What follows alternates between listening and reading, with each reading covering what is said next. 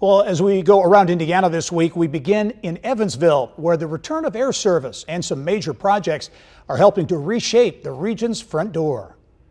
On behalf of our CEO, Robert Eisen, and the 120,000 employees at American Airlines, officially announce that we are restarting our service to Chicago. The April announcement that American Airlines would resume air service between Evansville and Chicago was viewed as a huge win for Southwest Indiana, in particular the business community, which lobbied hard for the return of service that went away during the pandemic. It means connections, right? I mean, that air travel is all about connections.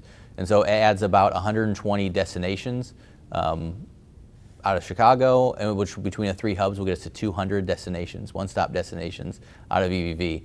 That is a very well-connected regional airport.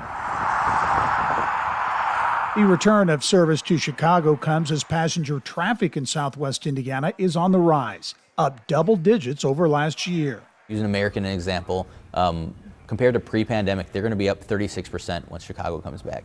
That is a huge percentage increase from a seat capacity standpoint for our community, and it's great for our community.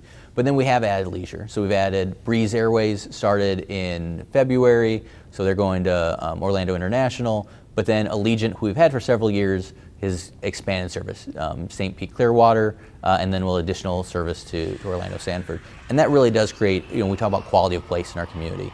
And that leisure adds to that, right? So this summer you have 9 opportunities every week to get to Florida from Evansville. We're just, 4 or 5 years ago, you had 1 or 2. The look of the front door to Southwest Indiana is also on the rise.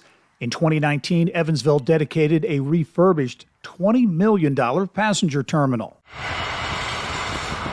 Now work continues on a new $7.5 million private aviation terminal. Evansville-based United Company's subsidiary, Tri-State Aero, doubling the size of the terminal to 10,000 square feet and dramatically upgrading amenities for corporate travelers. And in the midst of all the positive news, airport officials say they are continuing to manage the industry-wide pilot shortage. Well, that new private aviation terminal at Evansville Regional expected to be complete this fall.